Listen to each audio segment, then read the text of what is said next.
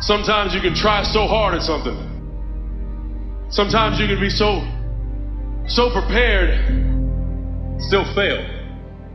And with every time you fail, it's painful. I've often said a man's character is not judged after he celebrates a victory but by what he does when his back is against the wall. You're fighting for your finances, you're fighting for your faith, your peace, your joy, your marriage. You're in a fight. You've got to be knocked down and then be willing to continue. You're going to be laughed at and you're going to be ridiculed. You're going to face self-doubt. You're going to be exhausted at times. You're going to face all sorts of challenges if you want to get to your Mount Everest. Everything that happens to you is for your growth. It's the times of suffering that make you great. So no matter how great the setback, how severe the failure, you never give up. Your conditions are not always in your control. You don't always get to decide what kind of skies you face. You don't always get to decide what kind of seas you sail on. You don't always get to decide the weather forecast. There are some things that are outside of your control, but your courage is in your control.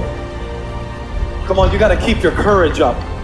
Your bank account might be going down, but keep your courage up. Your grades might have gone down last semester, but if you keep your courage up, you can get your grades back up. Even if everything else goes down, keep up your courage. If you gotta borrow some money, if you gotta take a little while, if you gotta take a time out, just keep going forward and it will happen. Fight with a focus that's looking beyond what's coming against you and looking toward what is within you, to know that greater is He that is in me than he that is in the world. Come on, you need to remember, this is not your first rodeo, cowboy. This is not the first time you cried. This is not the first time you were short of breath. This is not the first time you didn't see a way clear. This is not the first time you were hurt. This is not the first time your heart was broken. This is not the first time you didn't have enough money.